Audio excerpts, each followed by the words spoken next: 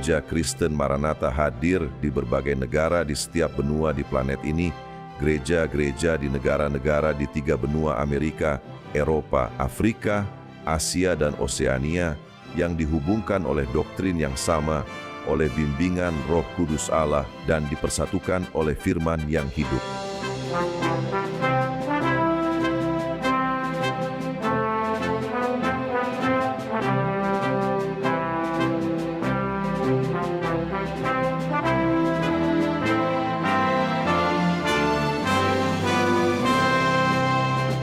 Saudara-saudari dari seluruh dunia berpartisipasi dalam kebaktian yang sama, bersama-sama, dalam tubuh yang sama, dan dalam roh yang sama. Melalui sistem transmisi multiplatform, anggota Gereja Kristen Maranatha dari seluruh penjuru dunia mengalami saat-saat persatuan dan persekutuan, seperti dialami orang Ibrani, tinggalkan Mesir, dan murid bersama Tuhan Yesus menjelang kematiannya di salib Kalvari. Orang-orang dari seluruh dunia telah dijangkau oleh Injil yang kekal dan pesan tentang kedatangan Tuhan Yesus yang akan segera terjadi.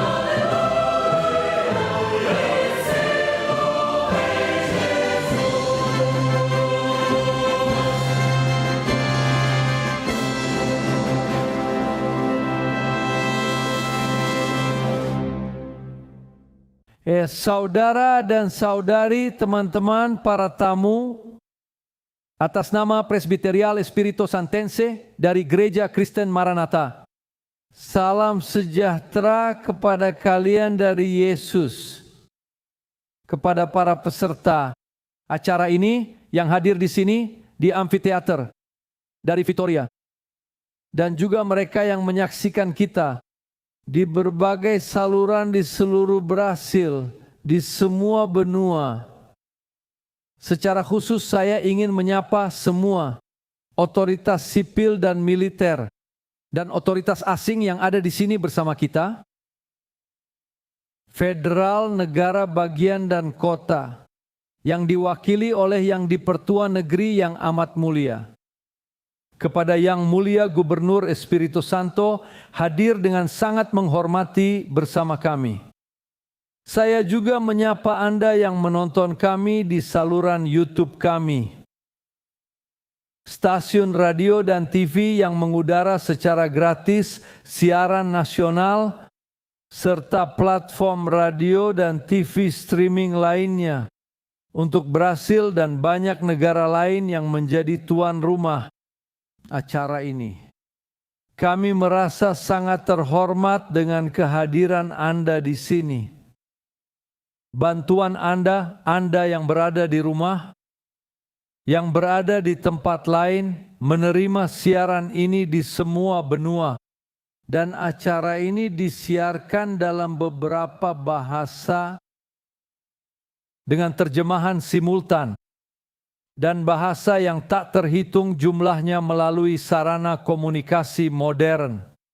Acara ini, saudara-saudariku, memiliki satu tujuan utama untuk menginformasikan, memperhatikan apa rencana Allah bagi setiap orang yang hadir di sini, bagi setiap orang yang menyaksikan kita, dan khususnya apa yang Tuhan sediakan bagi setiap orang segera selama pesan yang akan diberikan.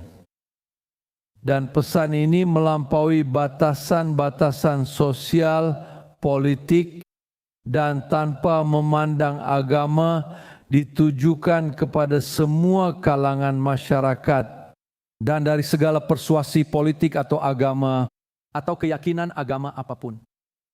Jadi tanpa basa-basi lagi, mari kita mulai acara ini dengan doa pembuka. Dengan doa pembuka, dan untuk itu saya mengundang mereka yang hadir dan mereka yang dapat menyaksikan kita untuk berdiri dengan hormat kepada pribadi Tuhan Yesus yang mulia yang ada di sini bersama kita. Kita akan berdoa. Tuhan Allah, kami berseru untuk manifestasi kuasa darah Yesus atas hidup kami, karena kami tahu bahwa di dalam kuasa ini ada pengampunan, ada penyucian, ada persekutuan dengan Roh-Mu, dan kami berdoa agar Roh Kudus-Mu akan membuat setiap kata yang telah diilhami oleh dirinya sendiri berarti untuk menjangkau hati yang akan mendengarkan kami, baik secara langsung atau melalui siaran, dan kiranya ada berkat khusus di dalam setiap hati, terutama berkat kebangkitan rohani dan berkat keselamatan jiwa mereka. Kami berdoa dalam nama Yesus, amin. Silakan duduk di tempat duduk Anda. Kami menyapa Anda semua dengan damai sejahtera dari Tuhan. Pada saat ini kita akan memuji Tuhan Allah kita atas kasih karunia-Nya yang luar biasa. Setiap gereja akan menyanyikan pujian ini, anugerah yang berharga dalam bahasanya masing-masing, dan di sini paduan suara lokal akan menyanyikan bait pertama dan kedua dalam bahasa Portugis dan bait-bait berikutnya dalam bahasa Inggris.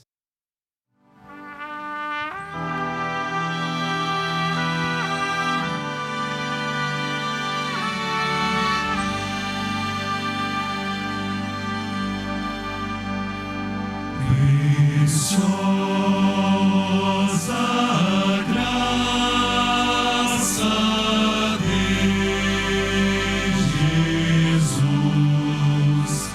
dia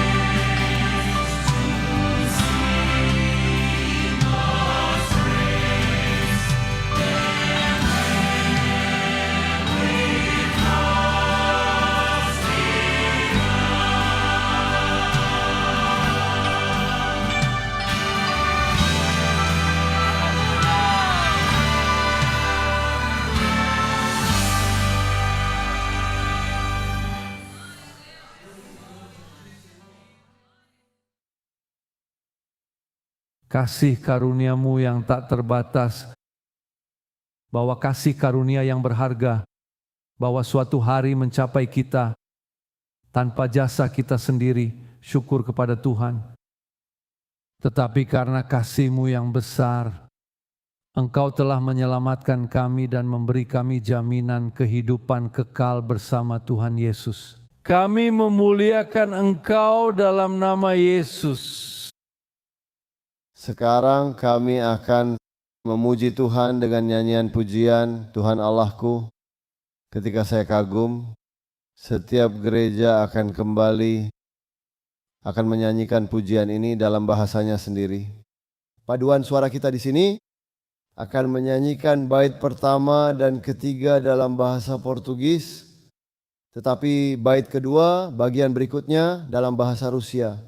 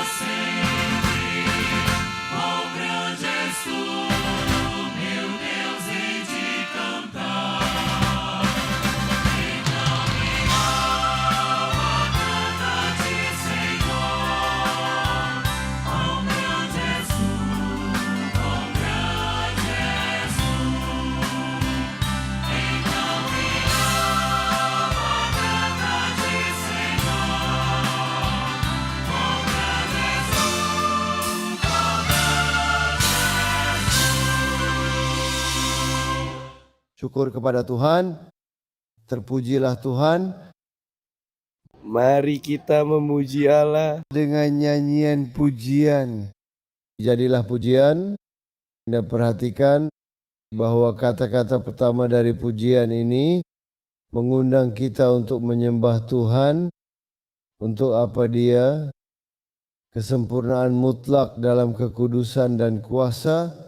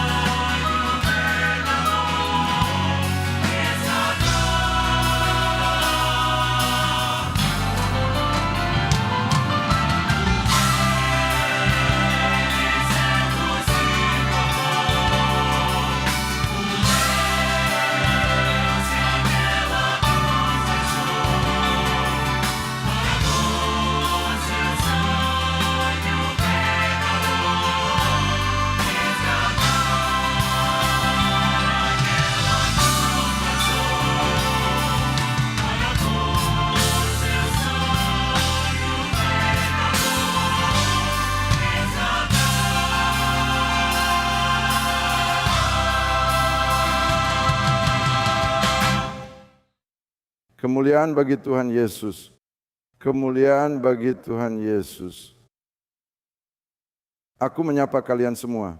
Semoga damai sejahtera dari Tuhan Yesus. Acara kita seperti yang Anda ketahui berjudul Sangkakala dan Pesta. Apakah pesta-pesta ini?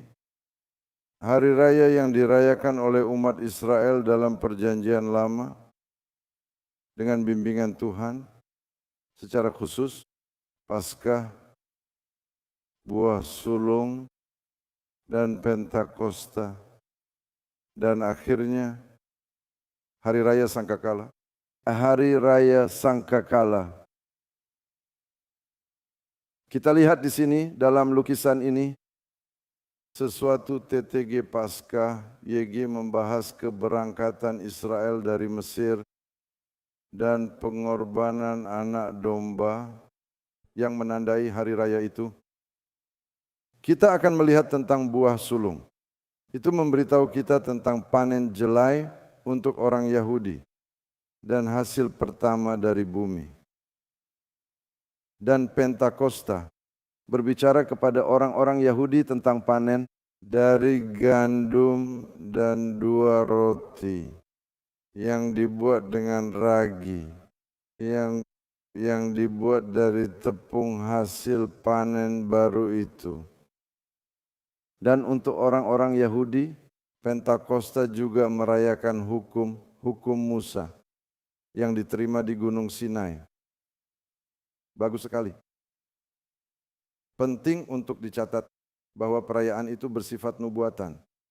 Dengan kata lain, mereka mengumumkan bahwa suatu hari makna sebenarnya akan terungkap yang tersembunyi disembunyikan dari bangsa Israel akan digenapi di dalam gereja yang akan didirikan oleh Tuhan Yesus.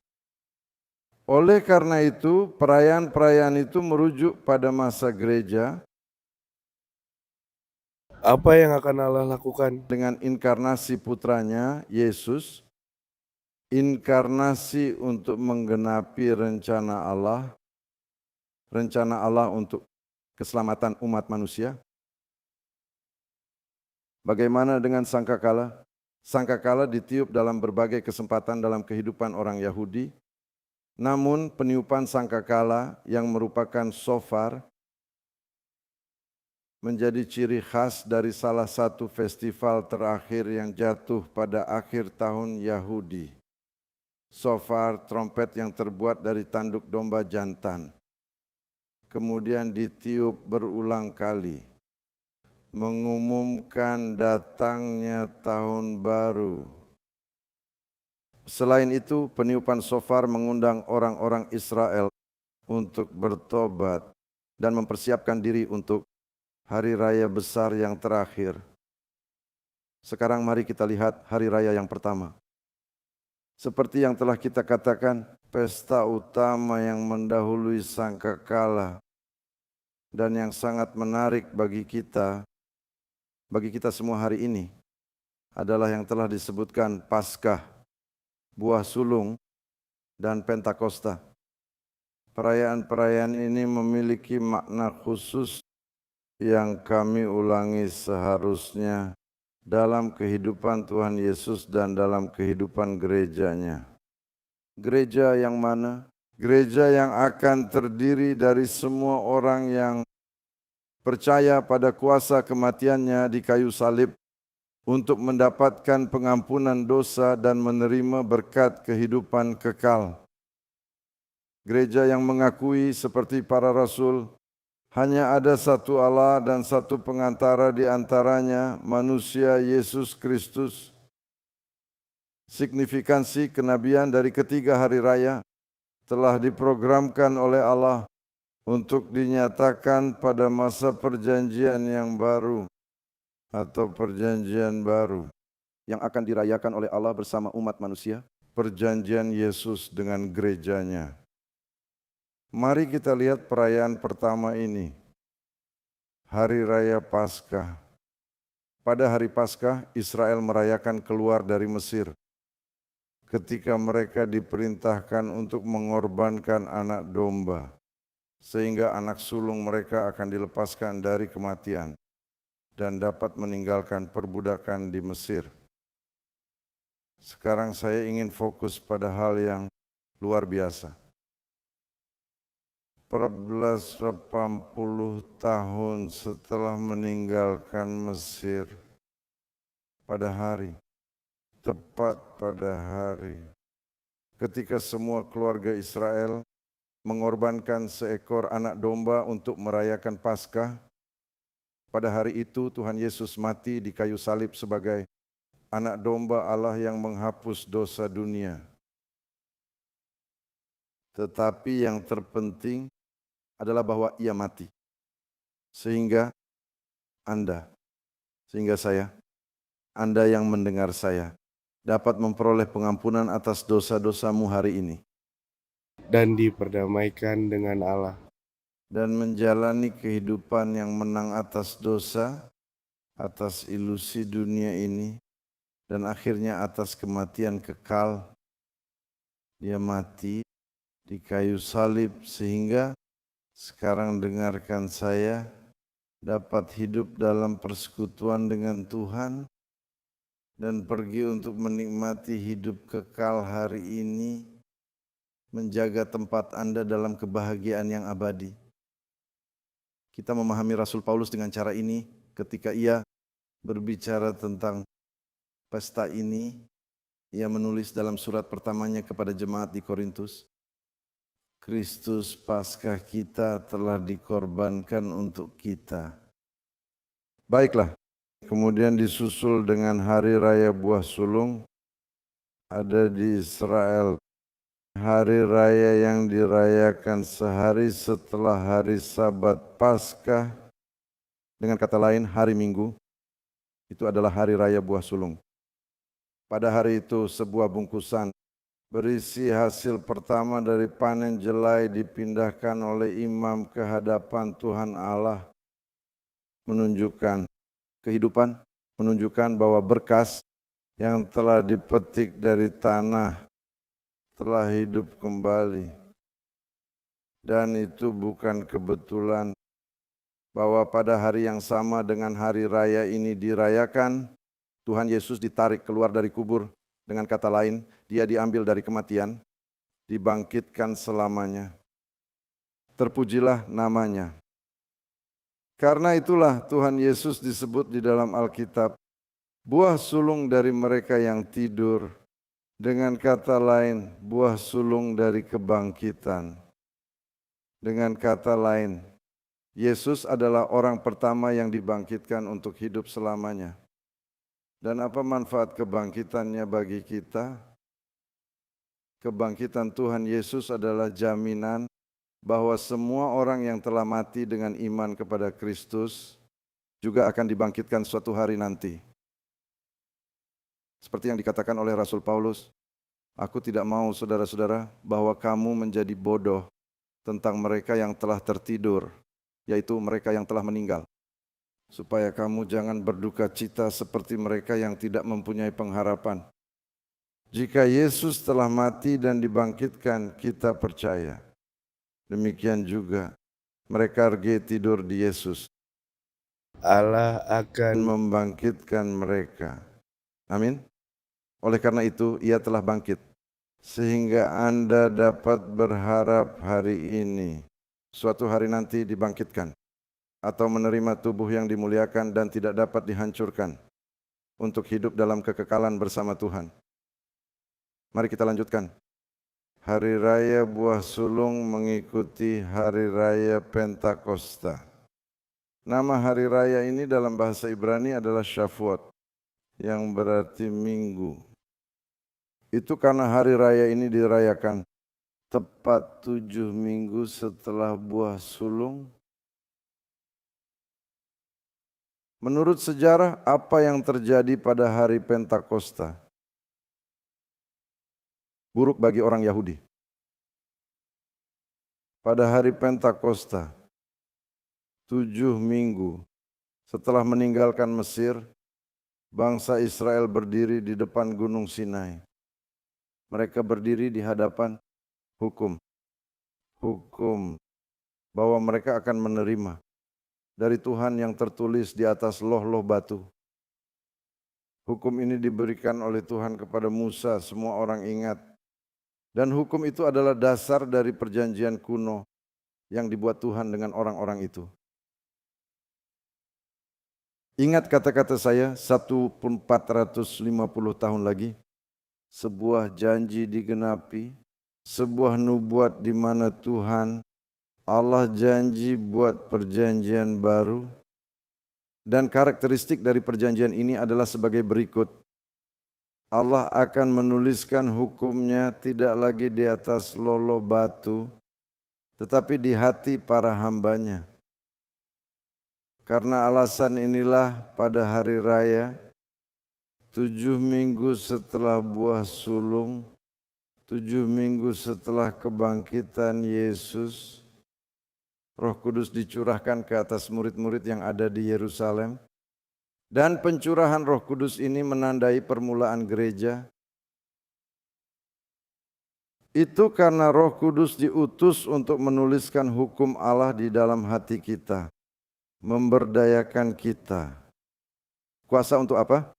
Untuk hidup sesuai dengan hukum Allah. Dan hukum Allah kita tahu dirangkum dalam mengasihi Tuhan Allah kita dengan segenap hati dan mengasihi sesama kita seperti diri kita sendiri. Ini menunjukkan bahwa kehendak Allah bukan lagi sesuatu yang dipaksakan kepada kita dari luar. Sesuatu dipaksa tetap tidak. Kehendak Allah sekarang adalah sesuatu yang ada di dalam diri kita. Dengan kata lain, sesuatu yang kita cintai. Sesuatu yang ingin kita lakukan karena kasih kepada Allah kita. Pada hari raya ini, Pentakosta ini, panen gandum juga dirayakan. Dan perhatikanlah dengan baik. 2 roti dengan ragi yang dibuat dengan gandum dari panen baru. Digerakkan di hadapan Tuhan, menunjukkan mereka hidup lagi. Dan kita tahu bahwa kedua roti itu melambangkan orang-orang percaya pertama dari perjanjian yang baru. Dari perjanjian baru. Meskipun dengan ragi yang mewakili dosa, kita masih memiliki sifat berdosa. Meskipun kita tidak membiarkan diri kita dikendalikan olehnya, tetapi roti ini menjadi hidup. Mereka digerakkan oleh imam. Kita juga, meskipun ada dosa di dalam diri kita, telah menerima hidup yang kekal melalui Kristus Yesus. Dengan cara ini, pembangunan gereja dimulai.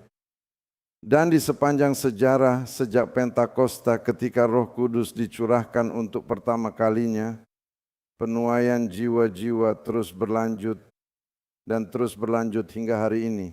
Sampai hari Yesus datang kembali untuk menjemput gerejanya, untuk mengangkat, untuk tinggal bersamanya di surga. Yesus, kami ulangi, telah berjanji untuk menerima kuasa ini ketika Ia turun ke atas Anda, Roh Kudus. Pentakosta bukan hanya sebuah peristiwa masa lalu. Yesus terus membaptis dengan Roh-Nya hari ini. Sehingga hari ini Anda memiliki kuasa mengalahkan dosa, hidup dalam persekutuan dengan Allah. Dan melalui operasi Roh Kudus, Tuhan Yesus menyatakan dirinya sebagai yang hidup, sebagai Allah bersama kita, berbicara melalui karunia rohani. Dan sekarang kita tiba secara historis pada Hari Raya Sangkakala. Ingatlah bahwa di Israel, peniupan sangkakala selalu menandai panggilan suci. Untuk sebuah peristiwa besar, sebuah pesta besar. Dalam kasus kita, peniupan sangkakala mengumumkan kembalinya Tuhan Yesus dalam kemuliaan untuk membawa kita kepadanya dan membawa kita ke dalam kekekalan yang bahagia. Marilah kita memuji Tuhan dengan nyanyian pujian ini. Hari yang agung, hari pengangkatan, hari kembalinya Tuhan Yesus untuk menjemput kita akan datang.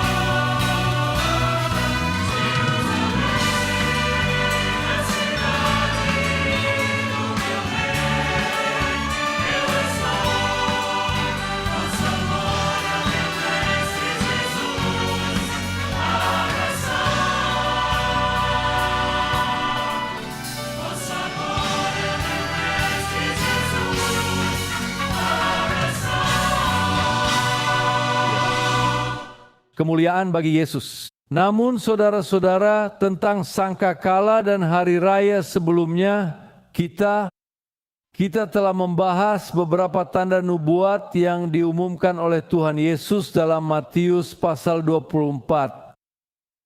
Dan jika Anda ingat dalam ayat 3, murid-murid bertanya kepada Tuhan Yesus, beritahukanlah kepada kami, kapan hal-hal ini akan terjadi, kapan akhir dunia akan terjadi, kapankah tanda-tanda zaman ini akan terjadi, apakah tanda kedatanganmu dan akhir zaman? Tuhan Yesus menyebutkan beberapa tanda tentang kedatangannya yang ia sebut sebagai awal dari kesengsaraan. Rangkaian peristiwa ini akan terjadi sebelum kedatangannya kembali. Mari kita bahas secara singkat tentang tanda-tanda yang dinubuatkan oleh Yesus. Jadi mari kita buka ayat 5 terlebih dahulu. Bunyinya seperti ini, banyak yang baca bersamaku. Ayo ikuti aku, banyak yang datang mengaku sebagai Mesias. Akulah Kristus, mereka akan menyesatkan. Lihatlah ayat 6, teruslah membaca bersamaku, bacalah bersamaku, ayo. Dan kamu akan mendengar tentang peperangan dan kabar-kabar tentang peperangan. Karena bangsa akan bangkit melawan bangsa, kerajaan melawan kerajaan.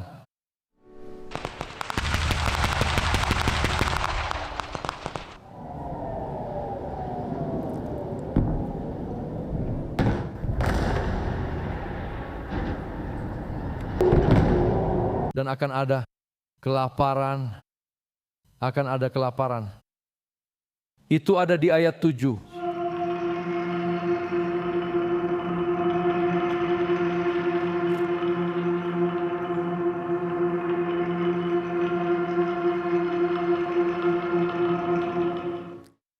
Tetapi kami ingin mengatakan bahwa firman Tuhan Yesus sedang digenapi hari ini.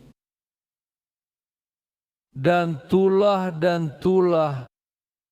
bahwa ada dan akan ada penyakit sampar. Kata-kata yang diucapkan oleh Tuhan Yesus. Lihatlah virus-virus yang ada di antara kita dalam beberapa tahun terakhir. Bawang, HIV, salmonella, dan begitu banyak lainnya.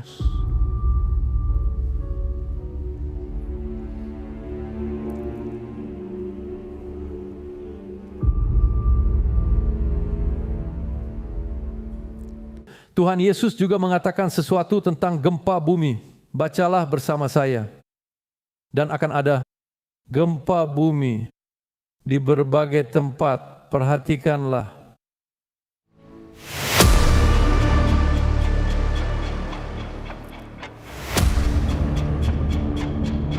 Gambar dari tahun ini. Dari 2 tahun yang lalu. Lihatlah grafik ini. Kita telah mengalami banyak gempa bumi terjadi tahun ini. Terjadi beberapa gempa bumi. Saudara dan teman-teman bisa melihat negara-negara yang mengalami gempa bumi kuat pada 2025. Data dari Universitas São Paulo. Tetapi ayat 9 mengatakan ini. Jadi mereka akan menyerahkanmu untuk disiksa dan membunuhmu. Dan kamu akan dibenci oleh semua bangsa karena nama Kristus dianiaya di dunia. Pada abad ke-20. Abad ke-20 merupakan pertumpahan darah terbesar orang Kristen dalam sejarah. Ini adalah data dari sebuah seminari di Massachusetts, sebuah seminari teologi yang memberi kita itu. Di sini ada sebuah organisasi bernama Open Doors.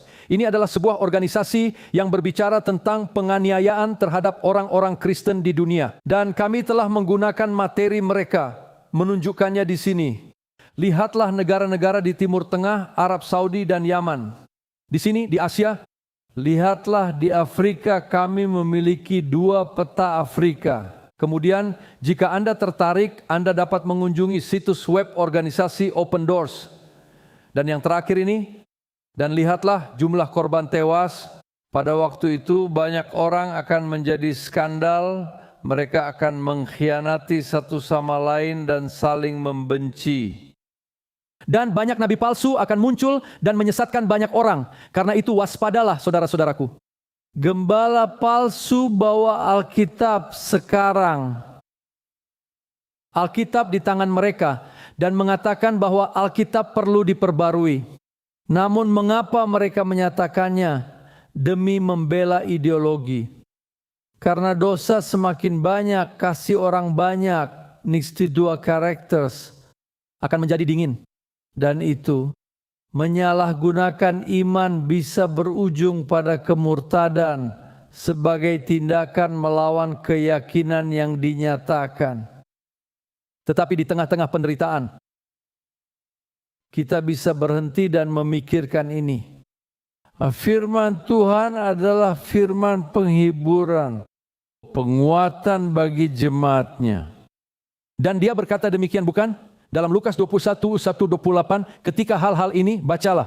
Ketika hal-hal ini mulai terjadi, lihatlah ke atas dan angkatlah kepalamu. Karena penebusanmu sudah dekat, haleluya, haleluya, bagi nama Tuhan, haleluya. Marilah kita perhatikan saudara-saudaraku, peniupan sangkakala, kita telah melihatnya dalam edisi-edisi sebelumnya. Kita akan membahasnya dengan cepat sehingga saudara-saudara dapat mengingatnya dan mereka yang belum melihatnya memiliki bagian nubuatnya. Bunyi sangkakala ada di dalam kitab Wahyu di pasal 8.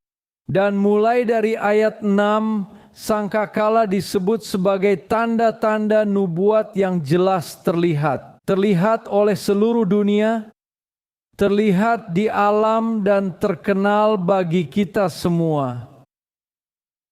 Dan penting untuk ditekankan saudara dan saudariku bahwa efek dari suara-suara ini, dari sangkakala-sangkakala ini bersifat kumulatif dan berkelanjutan. Jadi mari kita dengarkan. Teksnya, mari kita lihat teks sangkakala yang pertama. Bacalah bersama saya, ini ringkas, mari kita baca. Dan malaikat pertama meniup sangkakalanya pada bagian ketiga dari pohon-pohon. Jadi lihatlah dua berita utama, satu dari Gewanu, yang lainnya dari The Moscow Times. Dari Gewanu, kematian dan ribuan orang mengungsi akibat kebakaran hutan, menghukum Eropa di tengah gelombang panas. Di Eropa, tahun ini sangat buruk karena banyak kebakaran. Berita utama bulan 8. Dan bulan 4 tahun ini, kebakaran besar di Siberia dan Timur Jauh menandai musim kebakaran hutan tahun 2025 di Rusia.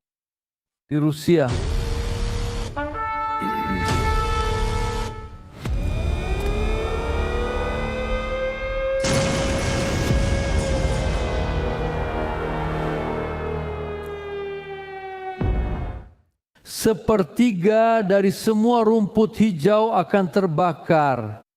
Ini adalah kenyataan yang disadari oleh semua orang yang tertarik pada alam di seluruh dunia, tetapi atau lebih dari sepertiga hutan telah dibakar. Dan dampak dari peniupan sangkakala ini, saudara-saudaraku, akan terus berlanjut. Sangkakala ini telah dibunyikan dan dampaknya masih bersama kita. Mari kita lanjutkan ke sangkakala yang kedua. Mari kita baca ayatnya. Dan malaikat kedua meniup sangkakala, dan bagian ketiga dari makhluk-makhluk yang hidup di dalam laut mati. Lihat itu, judul yang sangat menarik ini. Karena pada tahun 1970 ada laporan di Globo bahwa laut sedang sekarat. Kehidupan laut telah menurun sekitar 40% dalam 50 tahun terakhir. 50 tahun kemudian, tahun 2020, Jacques Cousteau peringatannya keras. Karena dialah yang membuat laporan pertama, penelitian pertama, dunia mengabaikannya. Jadi pada tahun 2020, situasi ini akan berlanjut hingga tahun 2025. Karena efek dari sangkakala itu terus berbunyi di tengah-tengah kita.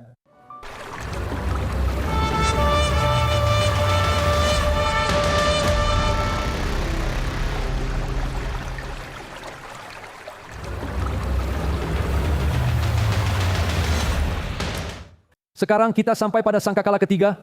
Mari kita baca teksnya. Dan sebuah bintang besar jatuh dari langit dan jatuh ke atas sepertiga dari sungai-sungai dan ke atas mata air, dan banyak orang mati karena air itu menjadi pahit.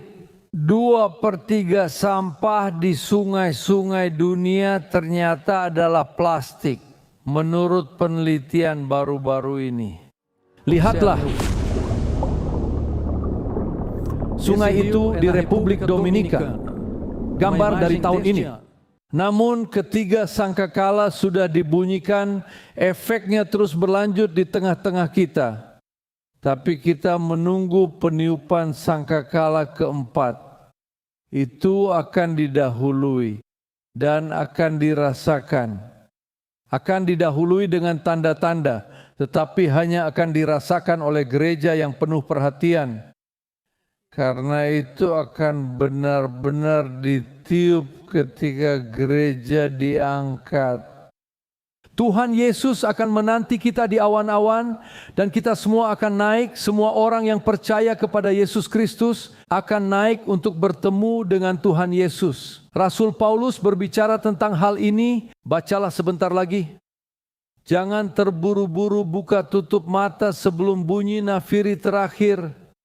Karena sangkakala akan berbunyi dan orang-orang mati akan dibangkitkan dalam keadaan tidak dapat binasa, dan kita akan diubah. Haleluya. Haleluya. Saat kita mengakhiri acara ini, saudara-saudaraku, kami tegaskan bahwa hari raya yang ditetapkan oleh Tuhan di Israel, sesuai kata pendeta Alexandre, bukan hanya perayaan sejarah, tetapi seperti yang kita lihat, pengumuman-pengumuman nubuat tentang pekerjaan Yesus dan karya Roh untuk sebuah tujuan, yaitu tujuan keselamatan. Jadi apa yang telah dikatakan sejauh ini secara historis perayaan Paskah yang mengumumkan penyaliban anak domba Allah telah digenapi. Yesus mati di kayu salib untuk memberi kita pengampunan dosa, penyucian, pembenaran hidup kita. Kita di hadapan Allah dan jalan masuk ke hadiratnya. Kemudian hari raya Prapaskah yang berbicara tentang kebangkitan orang mati digenapi, memberi kita jaminan bahwa jika Yesus telah bangkit, Ia telah mati dan bangkit kembali. Kita dapat yakin bahwa suatu hari nanti kita akan dibangkitkan juga. Haleluya. Dan hari Pentakosta adalah peristiwa yang sangat mulia yang telah kita saksikan sejak hari itu. Sejak awal gereja pada hari Pentakosta, orang percaya pertama kepada Yesus menerima berkat ini, dan Taurat tidak lagi ditulis di atas loh-loh, yang tidak lagi ditulis di atas loh-loh batu, tetapi ditulis di dalam hati kita. Oleh kasih karunia Allah dan pekerjaan Roh Kudus, dan sangkakala yang baru saja kita lihat menunjuk pada tanda-tanda kemanusiaan yang terlihat, yang mendahului pengangkatan gereja, yang menunjukkan bahwa tanda-tanda nubuat meyakinkan kita bahwa waktunya telah digenapi. Dan oleh Roh Kudus yang sama, saudara-saudaraku, kita memahami hal ini, peristiwa-peristiwa ini berada di tengah-tengah kita untuk menunjukkan suatu hal yang mulia, yaitu pengangkatan gereja sudah dekat. Peniupan sangkakala pada hari raya Israel juga menandakan tahun baru yang semakin dekat, yang disebut Rosh Hashanah. Itu adalah tahun baru. Namun bagi gereja saat ini adalah sesuatu yang luar biasa, waktu baru dan kekal yang akan dimulai di dalam kekekalan bersama Tuhan. Kita akan merayakan pesta besar terakhir, Hari Raya Pondok Daun, dan kita akan bersama dengan Tuhan selamanya. Firman yang telah disampaikan memiliki tujuan ini untuk menyadarkan setiap orang akan kebutuhan ini. Kita secara rohani hidup di dalam sebuah momen yang istimewa, momen pengangkatan gereja. Dan Tuhan Yesus sendiri setelah melaporkan tanda-tanda nubuat ini berkata, jaga-jaga ya, setiap saat sambil berdoa, supaya kamu beroleh tempat berlindung yang layak untuk menghindari semua yang akan terjadi itu. Agama tidak membedakan waktu gereja. bahwa waktu gereja di dunia ini hampir berakhir, agama tidak melihat hal ini, tetapi gereja melihatnya. Gereja menyadari bahwa Tuhan Yesus ada di pintu gerbang. Marilah kita membuka hati kita, saudara dan saudariku, untuk mendengar ketukan sentuhan shofar.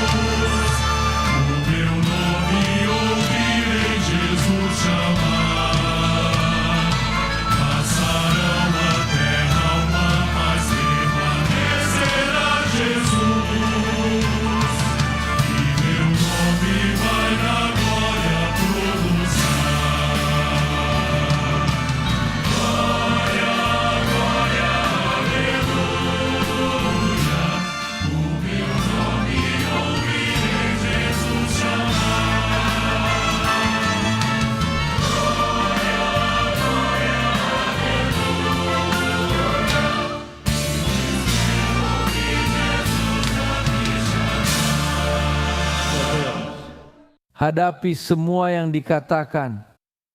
Sore ini tidak mungkin untuk tetap acuh tak acuh dalam menghadapi tanda-tanda yang sedang digenapi satu demi satu. Tuhan Yesus sungguh-sungguh ada di pintu gerbang.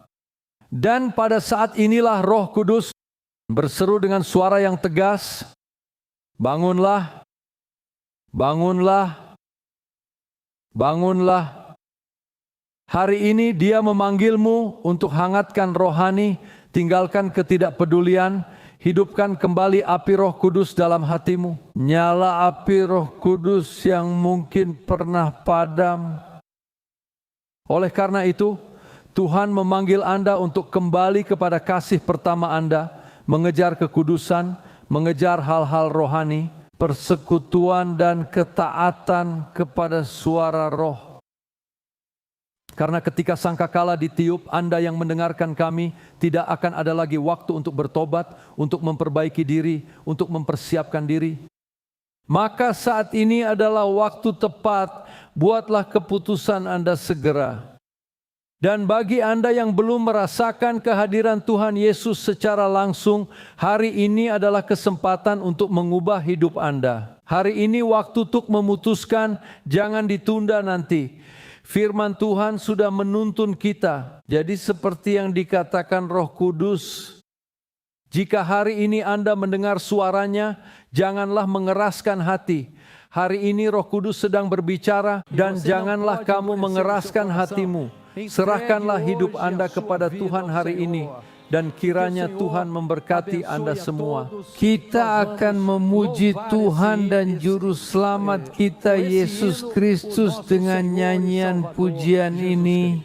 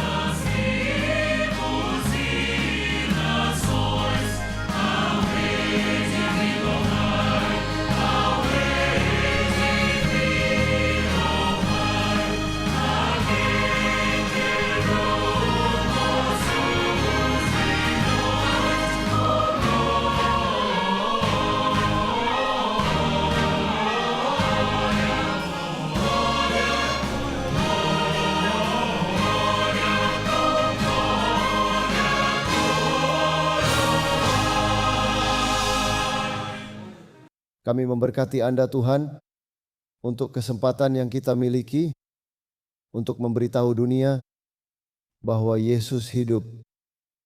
Jadi kami memuji Engkau untuk saat ini.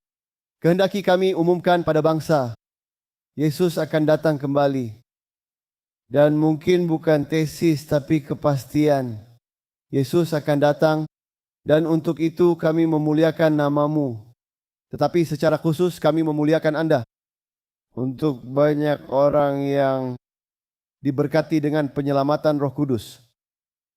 Bagi mereka yang sekarang menerima Tuhan dan nama mereka dicatat dalam kekekalan.